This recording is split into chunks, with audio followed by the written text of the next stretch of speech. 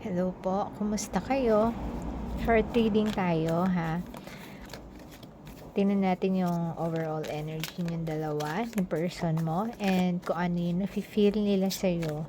Yung kanilang action and yung nafe-feel mo naman sa kanila and yung potential outcome. Okay? So, overall energy ninyo, person, ayan, 10 of Pentacles, wow. So, maaaring yung connection na to is committed na, no? Maaaring nakapag pundar na kayo, ready na kayong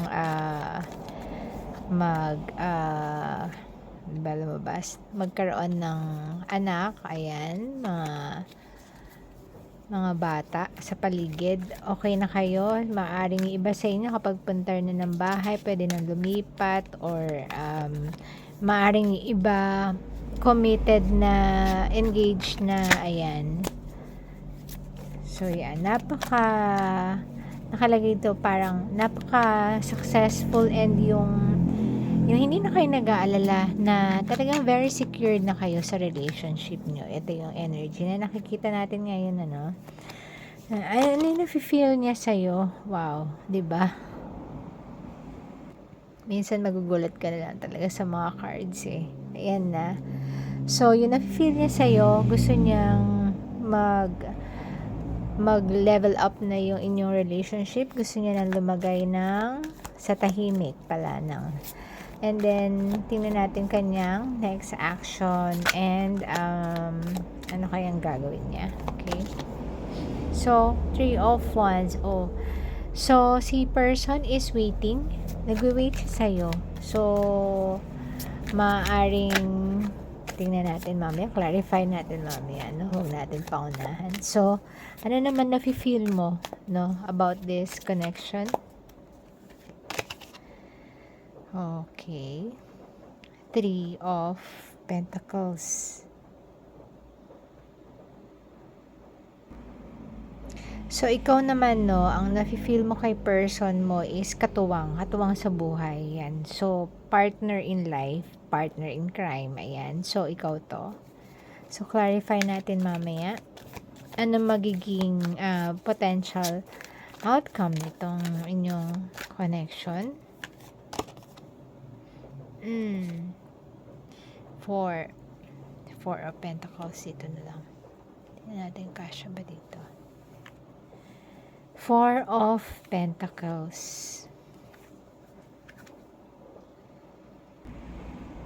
Okay, 4 of Pentacles, maaaring talagang iniingatan niyo yung relationship niyo, no? So, iniingatan niyo sa mga outsiders na hindi makapasok. Ganun niyo sila. Ganun yung iniingatan niyo yung relationship. So, mukhang maganda naman ang inyong connection na to. So, clarify natin, no? Yung overall energy kanina. Okay. 10 of Swords. Puro 10. So, 7 of Wands, Knight of Wands, 6 of Pentacles, Knight of Cups, 7 of Wands. Okay, sa connection na to, maaaring secured na tong lumalabas na energy, pero medyo merong iba sa inyo, no, may nakapasok na parang ibang energy, and yung person, either you or si person, nag-ingat, hindi niya inalaw na pumasok tong energy na makaapekto sa inyong relationship. Ayan. So, talagang ingat na ingat etong person na to, kung sino man yung parang tinutokso nitong energy na to. May ibang energy na gustong pumasok, okay? Or pumasok. Pero, nasosolusyonan naman ninyo. Ang maganda sa relationship na to, or yung connection na to, pinag-uusapan nyo. Parang, very open kayo sa communication. Lahat ng pagka meron kayong nagiging problema, pinag-uusapan nyo kaagad. Ayan.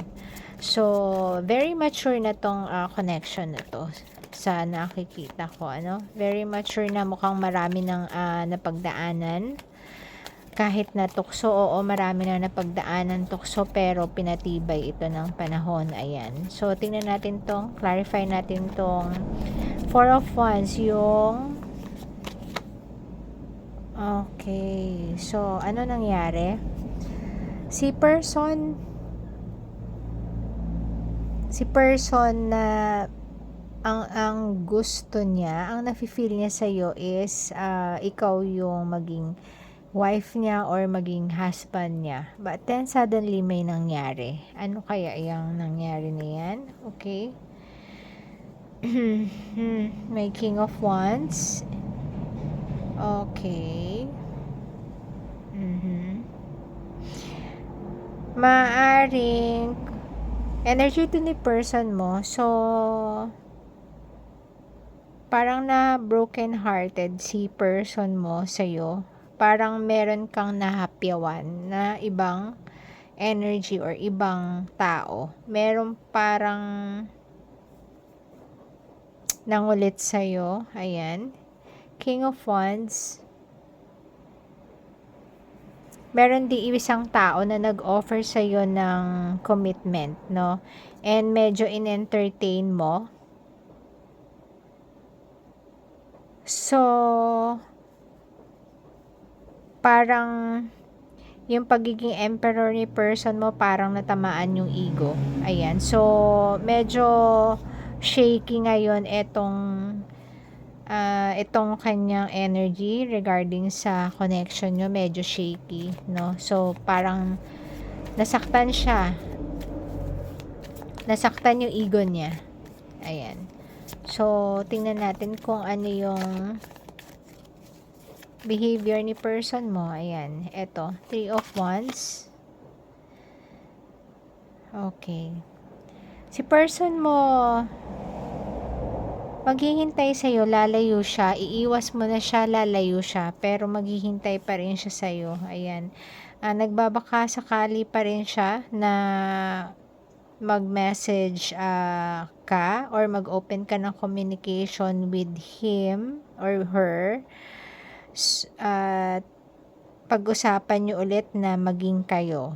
Ayan, na maging kayo, and kung matuloy etong engagement nyo. So, existing na tong connection na to, no?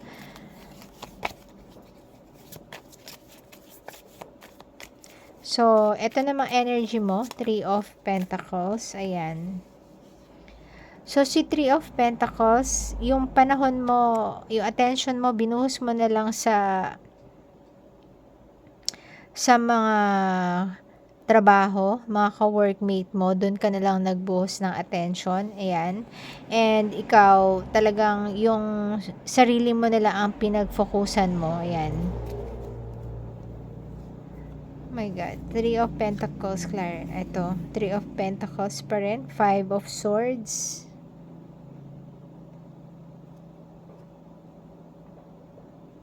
Okay. Four of Pentacles. Oh, haray. So, parang binablock ka ni person mo. So, nasasaktan ka currently, ngayon, sa nangyayari. Dahil sa parang tinatalikuran ka ni person mo, no?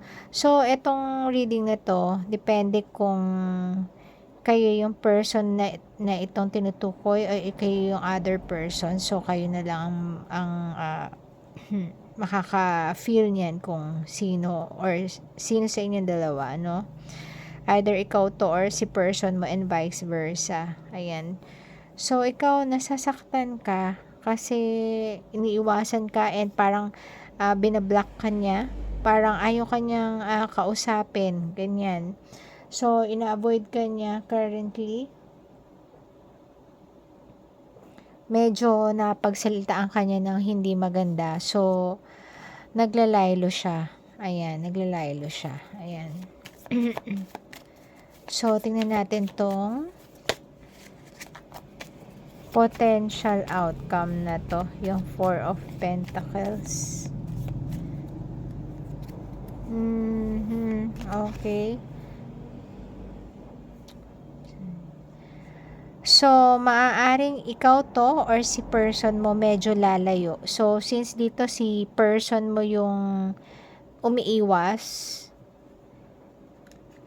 maaaring ikaw naman medyo hinahanap mo siya. Ayan. Or medyo lalayo ka rin. Bibigyan mo siya pero nakatingin ka sa kanya from a distance. Ayan. So, it's either you or yung person mo to. Ano? Seven of Wands. The Fool and the Ace of Pentacles. Ayan. Okay. So, maaring ikaw to or si person mo, medyo defensive talaga. Ano, ayaw mag-start ulit. Kung sino man yung nakagawa ng nakapag-entertain ng bago, no, na connection. Humingi din siya na mag-umpisa kayo ulit ng panibago. Parang yung kayo na lang ulit. But then, medyo ayaw ni person mo. Ayan. So, nasaktan mo talaga siya. Ayan.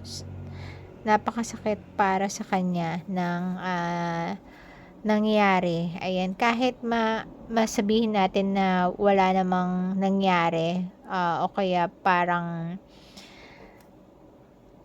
kasi sobrang busy ka eh. So, parang in-entertain mo lang pero hindi mo naman talaga siya pinapasok sa buhay mo pero nasaktan yung ego ni person mo. Ayan. So, hingi tayo ng advice. So, kaya umiiwas mo na siya pero naghihintay siya.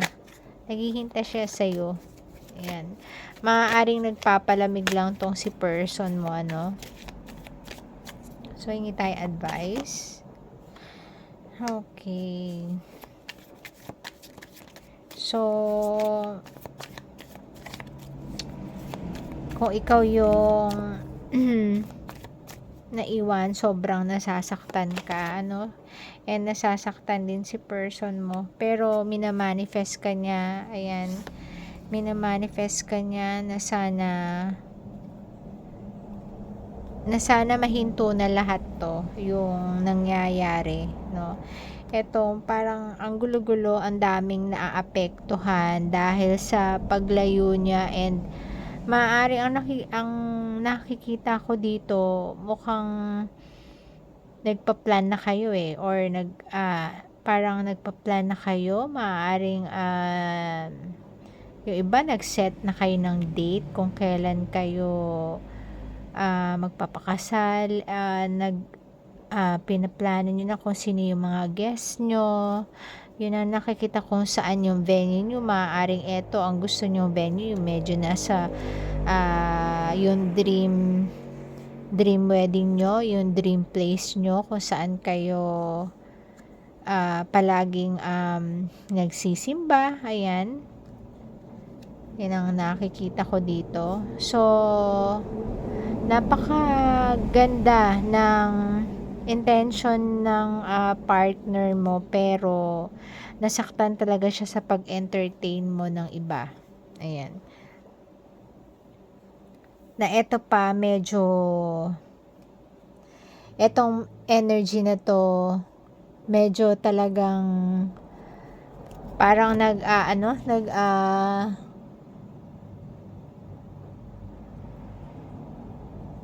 medyo talaga nagseseryoso tong energy na to, yung gustong pumasok, ano, and medyo naguluhan ka. Ayan, naguluhan ka, nag-isip ka, medyo nagulo talaga kayo na itong energy na pumasok, ano. Etong meron sa inyo na nagmamanifest na sana maging okay na kayo ulit, no. Maaaring ikaw to o si person mo. Palagay ko si person mo parang pinamanifest niya, parang wini-wish niya na wala na lang sana nangyari, no. So, ayan, nag-heal siya. Ayan.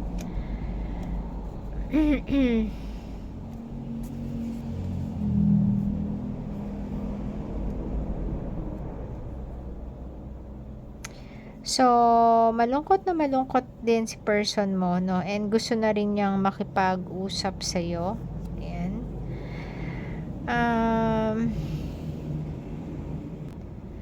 So, maaaring yung iba sa inyo, serious relationship, maaaring may mga pinagplanuhan din kayo, no? Pero, since may nangyari nga dito na may ibang energy na nakapasok, so si person mo nasasaktan siya, pero kahit nasasaktan siya, minamanifest niya na sana maging okay kayo, na sana parang itong nararamdaman niya sana mawala na, no, para maharap ka niya ulit at maituloy niyo yung inyong plano or yung pangarap nyo na maging mamuhay kayo ng dalawa lang kayo. Ayan, no? So, maaaring nakikitaan mo siya na nag-e-entertain din ng iba, pero hindi talaga yun ang kanyang motive, kasi kahit na ginagawa niya yun, nasasaktan siya eh. So, yun yung way of healing niya. Ayan. So, parang naghahanap siya ng parang ikaw, ayan. Pero nasasaktan siya kasi the more na naghahanap siya, the more na nare-realize niya na hindi ikaw itong mga nakakausap niya, no? So, nahihirapan talaga siya. Ayan. Pero etong overall energy nyo, no? Ang dami nyo na napagdaanan eh. So, tingnan natin kung ano pa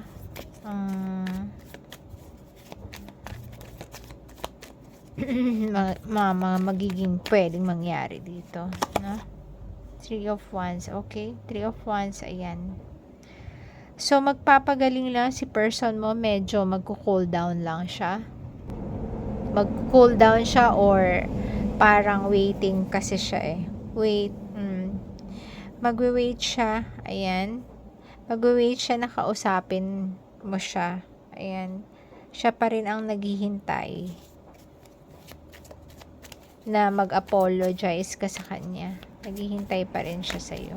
Ayan. Dinamdam niya ng masyado yun. Nasaktan talaga siya. Pero ikaw pa rin yung kanyang happiness. Ikaw pa rin ang kanyang happiness dito. Ayan.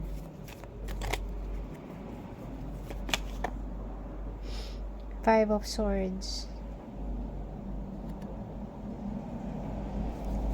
So, maaaring kinakakitaan mo siya na parang ayaw kanyang kausapin. Ayan, na parang kapag ka nagtatry kang lumapit, parang binabaliwala ka niya.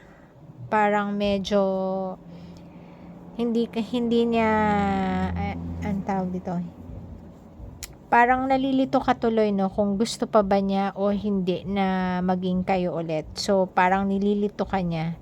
Maaaring naguguluhan din si person mo sa kanyang, kung gusto niyang bumalik sa iyo, pero yung hatred niya sa nangyari sa inyong connection, sinisisi pa niya sa iyo, no? So, gusto niyang mawala na sana yung kanyang nararamdaman na galit na sa iyo. Pero andun pa eh. So, ang nagiging impact is parang ang tingin mo sa kanya, ayaw kanyang kausapin. Ayan. Pero, ikaw pa rin yung nagpapasaya sa buhay niya. Ikaw pa rin. At naghihintay siya na ikaw ang mag-apologize sa kanya or lumapit man lang sa kanya. May apology kanina na ano. So, ayan. Etong potential outcome na ito. So, itong potential outcome na to, no, maaaring dahil umiiwas siya, so lalayo ka rin. Ayan. Ayan. Lalayo ka rin. So, medyo may pagka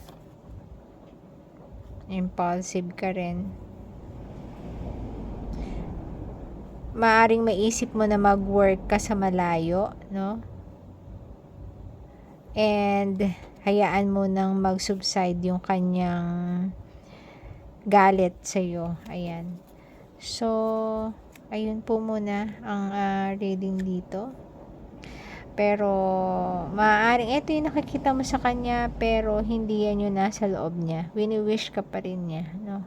So, ayan. So, good luck sa connection na to. So, napakagandang connection naman sana nito na na napaka-stable na, and then may nangyari. Ayan. So, good luck sa connection na to, and God bless po sa inyo.